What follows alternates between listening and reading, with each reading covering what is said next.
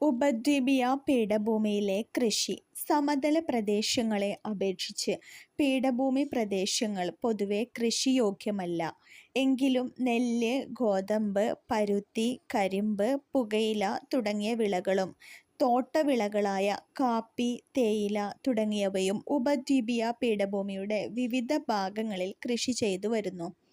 നിമ്നോന്നതമായ ഭൂപ്രകൃതി, നീരൊഴുക്കാൽ കാർന്നെടുക്കപ്പെട്ട മേൽമണ്ണ്, ചെങ്കുത്തായ ചെരിവ്, മേൽമണ്ണിൻ്റെ കനക്കുറവ്, അനാവൃത ശില, ഇടയ്ക്കിടെയുള്ള കുന്നുകൾ തുടങ്ങിയ കാരണങ്ങളാൽ ചിലയിടങ്ങളിൽ മാത്രമേ കൃഷി സാധ്യമാക്കുന്നുള്ളൂ. കാപ്പി. കർണാടകമാണ് ഇന്ത്യയിൽ കാപ്പി ഉൽപാദനത്തിൽ ഒന്നാം സ്ഥാനത്തുള്ള സംസ്ഥാനം. കാപ്പി കൃഷിയുടെ ഏകദേശം 59% കാപ്പി ഉൽപാദനത്തിൻ്റെ ഏകദേശം 71% കർണാടകത്തിൽ നിന്നാണ്.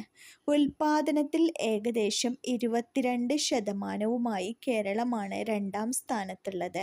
അറബിക്ക, റോബസ്റ്റ എന്നീ ഇനങ്ങളിലുള്ള മുന്തിയ തരം കാപ്പി ഇനങ്ങളാണ് മുഖ്യമായും കൃഷി ചെയ്യുന്നത്. ചരിത്രം കുറിച്ച 7 കാപ്പിക്കുരുക്കൾ.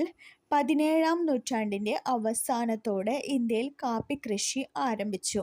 മുസ്ലിം പുരോഹിതനായിരുന്ന ബാബാ ബുദാനാണ് അറേബ്യയിൽ നിന്ന് 7 കാപ്പിക്കുരുക്കൾ ഇന്ത്യയിലെത്തിച്ച് കർണാടകത്തിലെ ചിക്കമംഗലൂരുവിൽ മലയോരത്ത് കാപ്പി കൃഷി തുടക്കം കുറിച്ചത്.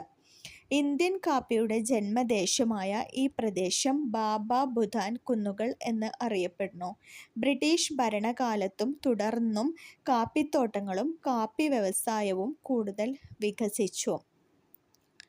ഇന്ത്യൻ കാപ്പിയുടെ ജന്മദേശമായ ഈ പ്രദേശം ബാബാ ബുദാൻ കുന്നുകൾ എന്ന് അറിയപ്പെടുന്നു. കർണാടകത്തിലെ ചിക്കമംഗലൂരുവിലെ മലയോരത്ത് കാപ്പിക്കൃഷിക്ക് തുടക്കം